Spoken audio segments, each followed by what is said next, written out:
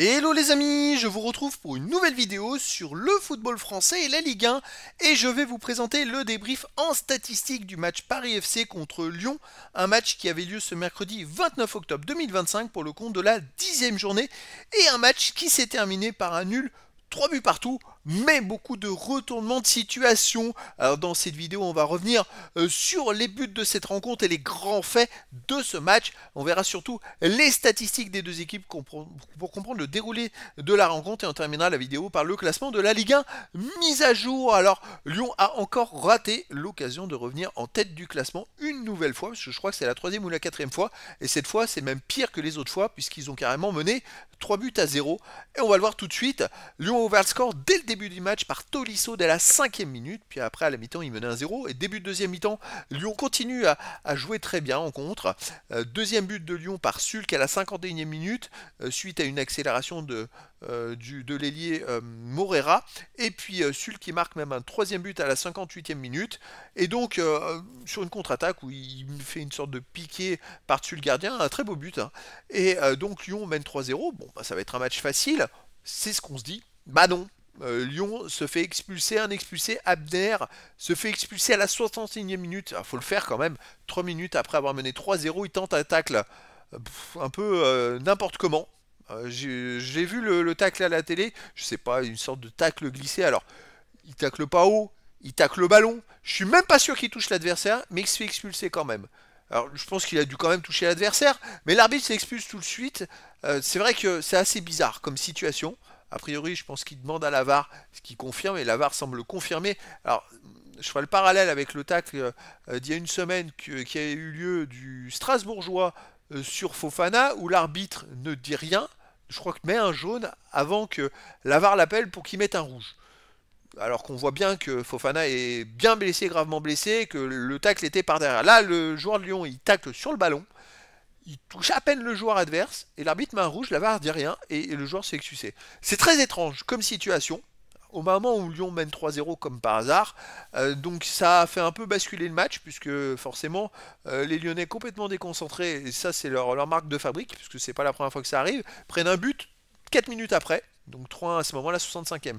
Mais renversement de situation, 2 minutes après, la 67e, c'est un joueur du Paris FC qui se fait expulser. Donc à ce moment-là, les équipes sont à 10 contre 10. Mais j'ai l'impression que les Lyonnais, ils ont un plan de jeu et que quand ils sont pas à 11 contre 10 ou 11 contre 11, ils savent plus jouer et ils savent plus établir le plan de jeu. Donc après, ben, le Paris FC a continué à pousser. Ils ont réussi à revenir au score par Kebal à la 77e et ils ont même égalisé par un but, bon, très chanceux, un tir de la limite de la surface de réparation qui est dévié et qui va lober le gardien, bon, un peu chanceusement, mais bon, il a tiré, donc ça fait but à la 84e de Marchetti. Et Lyon derrière a repoussé, trop tard bien sûr, et puis n'a pas réussi à se créer des occasions. De toute façon, ils avaient fait tellement de changements que l'équipe, elle était complètement, je dirais, remodelée de ce qu'il y avait au début. Et c'était plus du tout la même équipe. En fait, Lyon a donné le point au Paris FC, tout simplement. Il faut dire ce qu'il en est.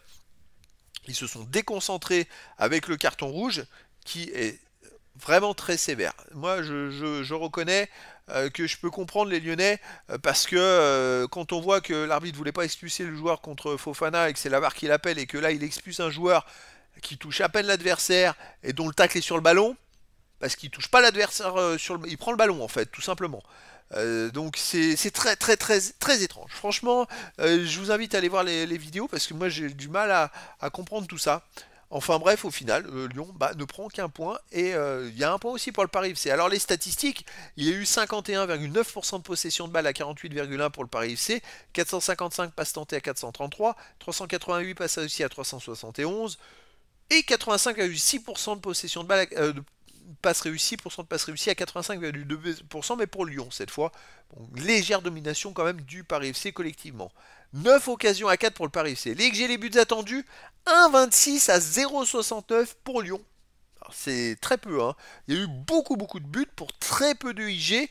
Ça dénote en même temps d'une grosse réussite de la part des deux équipes pour marquer 3 buts chacun, surtout le Paris FC. Lyon a encore pris 3 buts avec 0,69 XG. Alors c'est hallucinant.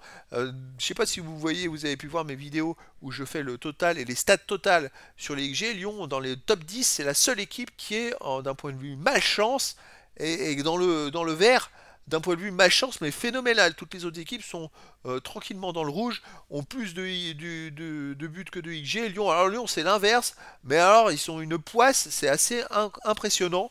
Et malgré ça, ils sont quand même dans le top 10. Ben alors là, c'est impressionnant. Déjà à Nice, ils avaient eu 0,58 XG contre eux, ils avaient pris 3 buts. Là, ils en prennent 3 avec 0,69. C'est rare, c'est très rare.